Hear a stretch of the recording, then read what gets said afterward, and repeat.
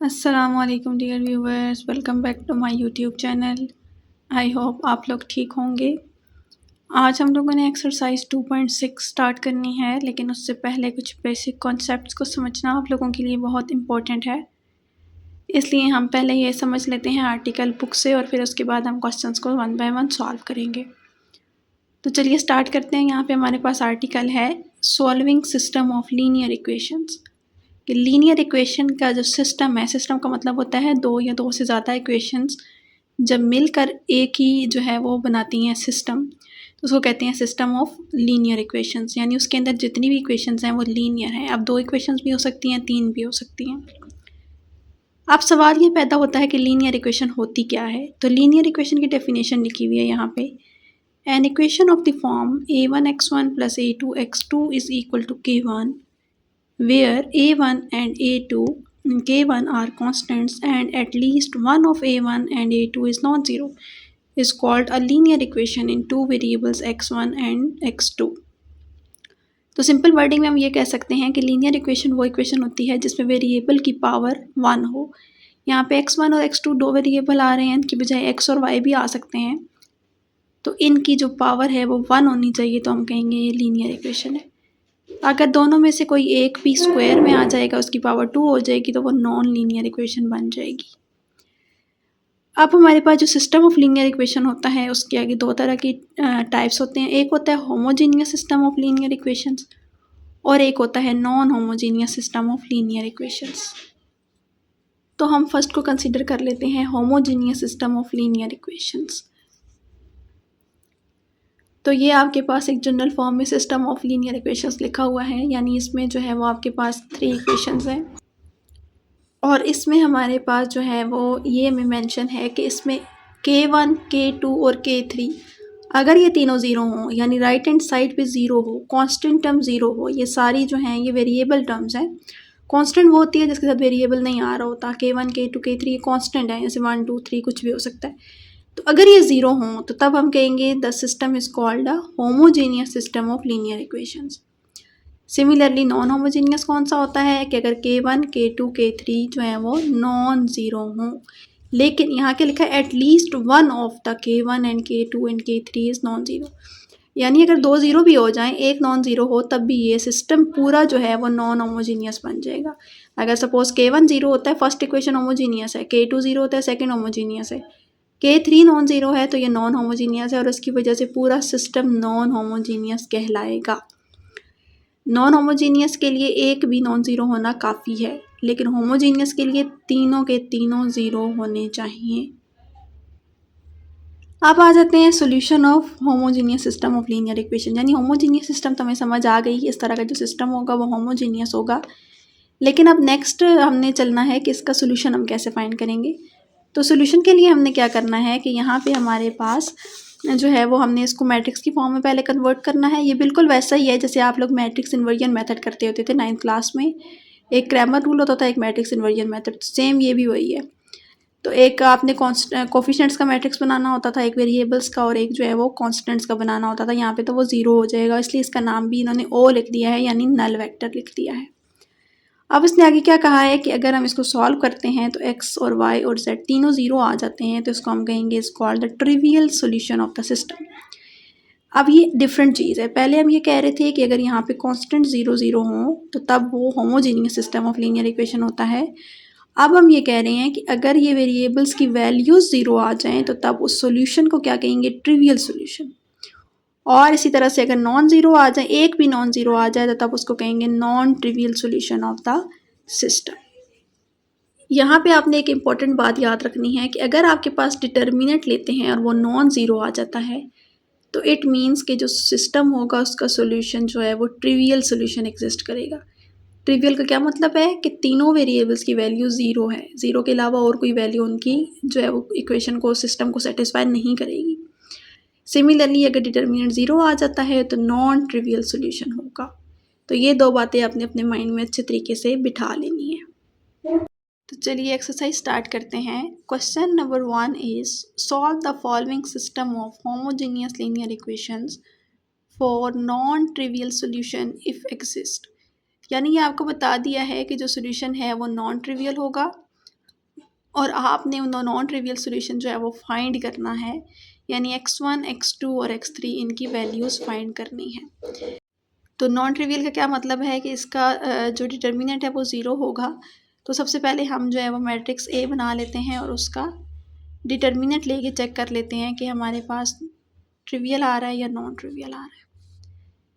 तो ए मैट्रिक्स हमारे पास क्या बनेगा, जो कोफिशिएंट्स हैं उनको आपने जस्ट यहाँ पे लिखना है 2 1 4 -3 -2 1 4 3 एंड -6। आई होप आपको कोई कन्फ्यूजन नहीं होगी यहाँ तक।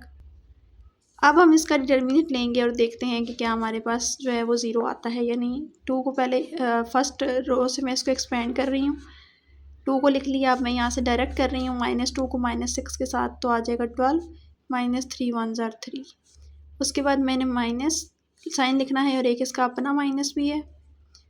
अब इसकी रो और कॉलम डिलीट करने के बाद 1 को -6 से किया, -6 -3 4 ज़ार 12 +4 1 +8।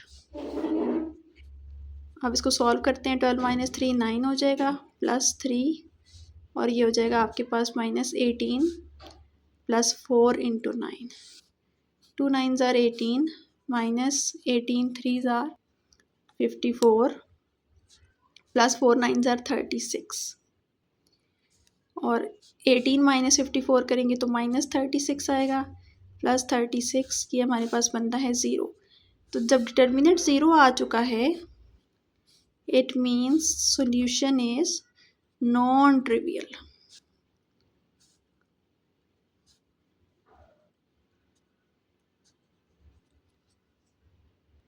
अब हम लोग क्या करेंगे कि ये जो हमारा क्वेश्चन था इसमें हम इक्वेशंस को नंबरिंग कर देते हैं, इक्वेशन 1, इक्वेशन 2 और इक्वेशन 3। अब हमने इन इक्वेशंस को सॉल्व करना है। कोई सी भी दो इक्वेशन को लेके हम सॉल्व कर सकते हैं और x1, x2, x3 की वैल्यू फाइंड करनी है। तो अगर मैं फर्स्ट और सेकंड इक्वेशन को कंसीडर करूँ तो इधर 2x1 है और इधर 1x1 है, तो इसको पहले 2 के साथ मल्टीप्लाई कर लेती हूँ। मैं बेसिकली x1 की टर्म को एलिमिनेट कर रही हूँ, तो कोफिशिएंट सेम होंगे तभी एलिमिनेट होगा। तो मैं क्या लिखूँगी यहाँ पे कि इक्वेशन 1 -2 टाइम्स ऑफ इक्वेशन 2। तो इक्वेशन 1 में ऊपर लिखूँगी, क्या है मेरे पास 2x1 -3x2 +4x3 = 0। इसमें से 2 टाइम्स इक्वेशन 2 जो है वो माइनस करना है, यानी 2 को हर टर्म के साथ मल्टीप्लाई करके लिख लेती हूँ। 4x2 हो जाएगा और 6x3 हो जाएगा = 0। अब मैं माइनस कर रही हूँ तो इसलिए मुझे सारे टर्म्स के साइन चेंज करने हैं। ये कैंसिल आउट हो जाएगा। यहाँ पे -3 + 4 है तो ये 1 बन जाएगा 1x2 और -2x3 = 0। तो x2 की वैल्यू आ गई है 2x3। तो यहाँ पे हम लोगों ने किसी एक वेरिएबल को फिक्स करना है। सपोज़ मैं x3 को फिक्स कर लेती हूँ, तो ये मेरे पास x2 की वैल्यू आ चुकी है। अब मैंने x1 की वैल्यू फाइंड करनी है, यानी बेसिकली हम तीनों वेरिएबल की जो वैल्यूज़ हैं वो x3 की फॉर्म में जनरेट करना चाह रहे हैं। जैसे जैसे x3 को हम वैल्यूज़ देते जाएंगे तो x1 और x2 भी उसके अकॉर्डिंग चेंज होते जाएंगे। तो अब मैं क्या करूँगी, किसी भी एक इक्वेशन में हमने जो है वो इसको पुट करना है। x2 = 2x3 in equation number 3 में कर लेती हूँ। किसी भी इक्वेशन में आप पुट कर सकते हैं x1 की वैल्यू निकालने के लिए। तो इक्वेशन 3 है मेरे पास 4x1 + x2 की जगह मैं क्या पुट कर रही हूँ 2x3 और -6x3 as it is. 4x1 - 4x3 = 0। 4 common ले लेंगे और 4 इस साइड जाके डिवाइड हो जाएगा, ख़त्म हो जाएगा, तो x1 की वैल्यू आ जाएगी x3। तो अब x3 को तो हमने फिक्स कर लिया था, x1 की वैल्यू भी आ चुकी है, x2 की भी आ चुकी है। हैंस हमारा जो आंसर होगा वो किस फॉर्म में होगा, x1 x2 x3 ये कॉलम मैट्रिक्स है = x1 की क्या वैल्यू है x3, x2 की क्या वैल्यू है 2x3 और x3 की क्या वैल्यू है x3 ही हमने फिक्स किया हुआ है। तो ये हमारा फाइनल आंसर आ चुका है। अब हम x3 की वैल्यूज़ जो है यहाँ पे जनरेट x1 x2 x3 की वैल्यूज़ जनरेट करने के लिए यहाँ पे x3 को वैल्यूज़ देते रहेंगे और हमारे पास आंसर आते रह जाएंगे, यानी यहाँ पे इनफाइनाइट मैनी सोल्यूशन एग्जिस्ट कर रहे हैं। अब हम सेकंड पार्ट कर लेते हैं। सेकंड पार्ट में भी सबसे पहले हमने मैट्रिक्स ए बनाना है और उसको चेक करना है कि वो उसका डिटर्मिनेंट 0 आ रहा है या नहीं आ रहा। तो 2 1 1 सारे कोफिशिएंट्स हम लोग लिख लेने हैं यहाँ पर, 4 1 एंड 3।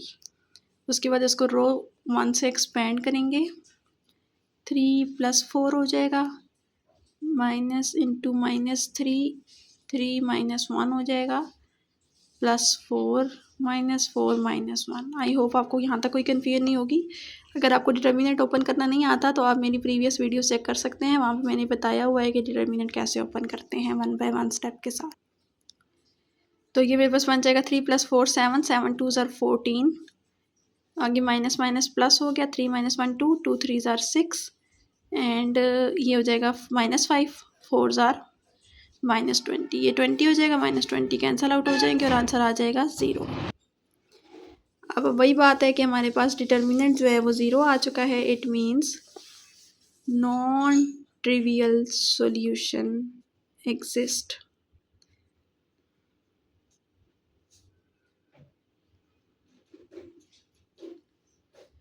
अब हमने इक्वेशन को सॉल्व करना है, तो आप यहाँ पे देख सकते हैं कि अगर क्वेश्चन में नंबरिंग कर दूँ, इक्वेशन 1, इक्वेशन 2 और इक्वेशन 3, तो अगर 2 और 3 को देखा जाए तो x1 कोफिशिएंट सेम आ रहे हैं, तो ये आराम से कट हो जाएंगे। तो हम क्या करेंगे यहाँ पे, इक्वेशन 2 माइनस इक्वेशन 3, इक्वेशन 2 है हमारे पास x1 + x2 + x3 = 0, x1 - 4x2 + 3x3 = 0। अब सब्ट्रैक्ट करना है तो इसकी वजह से हमें सारे साइन चेंज करने पड़ेंगे। ये कैंसल आउट हो गया, ये हो गया 5x2 2x3 = 0 और x2 की वैल्यू आ गई हमारे पास 2/5x3। सेम पैटर्न पे हमने x1 की वैल्यू भी फाइंड करनी है।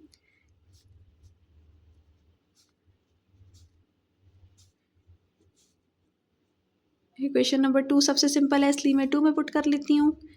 x1 + x2 की जगह क्या लिखेंगे, 2/5x3 + x3 = 0। x3 और x3 जो है वो सेम है तो सॉल्व हो जाएंगे।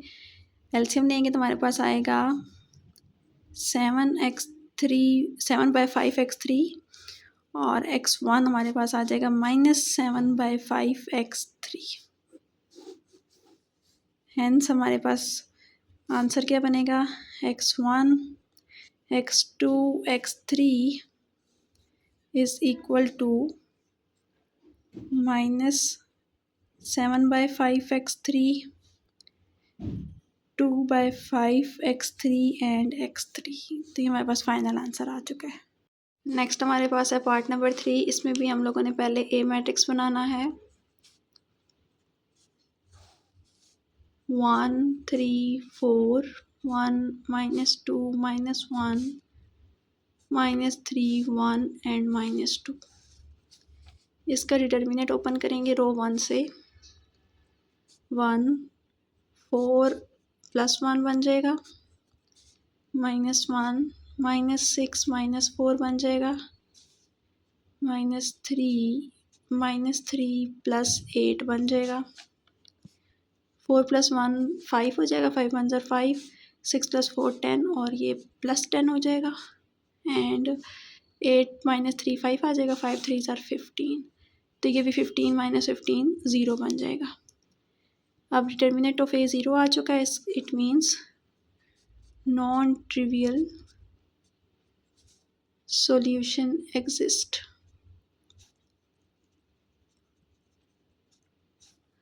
अब हम लोगों ने सिस्टम ऑफ इक्वेशन को सॉल्व करना है। यहाँ पे पहले नंबरिंग कर लेते हैं इक्वेशंस की, equation number 1, equation number 2 and equation number 3।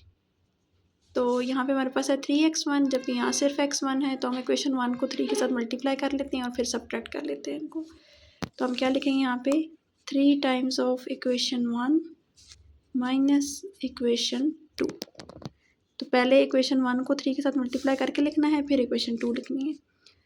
तो 3x1 आ जाएगा प्लस 3x2 माइनस 9x3 आ जाएगा। और इक्वेशन 2 क्या है हमारी, वो एज इट इज़ लिखेंगे 3x1 minus 2x2 plus x3 equal to 0। अब हमने करना है दोनों को सब्ट्रैक्ट, तो इसके लिए हमें साइन चेंज करने पड़ेंगे। ये कैंसल आउट हो गया, ये 5x2 minus 10x3 equal to 0। x2 हमारे पास आ जाएगा 10x3/5, कटिंग हो जाएगी, तो x2 बन गया हमारे पास 2 टाइम्स x3। अब इसी को हमने इक्वेशन में पुट करना है, किसी भी इक्वेशन में पुट कर सकते हैं। मेरे पास इक्वेशन नंबर 1 सिंपल है तो मैं इसमें पुट कर लेती हूँ। x2 की जगह मैंने लिख लिया 2x3 और minus 3x3 as it is. ये मेरे पास हो गया x1 और minus x3 equal to 0। x1 की वैल्यू आ गई है x3। अब उसी तरह से हमने अपना आंसर लिखना है, hence x1 x2 x3 is equal to x3 2x3 and x3। तो ये हमारा फाइनल आंसर आ चुका है। नेक्स्ट हमारे पास है पार्ट नंबर 4। इसमें भी हम पहले ए मैट्रिक्स लिखेंगे, 5 2 1 6 माइनस 1 2 माइनस 7 1 एंड 2। उसके बाद हम इसका डिटर्मिनेंट लेंगे, 5 माइनस 2 माइनस 6 2 2 ज़र 4 माइनस 1 माइनस 7 4 प्लस 1 आ जाएगा। ये हो जाएगा -20 और 6 3 ज़र -18 माइनस 7 5 ज़र 35। और यहाँ पे हमारे पास आ गया जी, जब इसको सॉल्व करेंगे ये बनेगा -38 -35 और ये बनेगा -73, जो कि हमारे पास नॉन ज़ीरो आ गया है। Since determinant of A is non zero, it means trivial solution exist. Trivial का क्या मतलब है कि सारे वेरिएबल्स की वैल्यूज़ ज़ीरो हैं। जब ज़ीरो हैं इसकी वैल्यूज़, ट्रिवियल सॉल्यूशन है, तो हमें आगे सॉल्व करने की ज़रूरत नहीं है।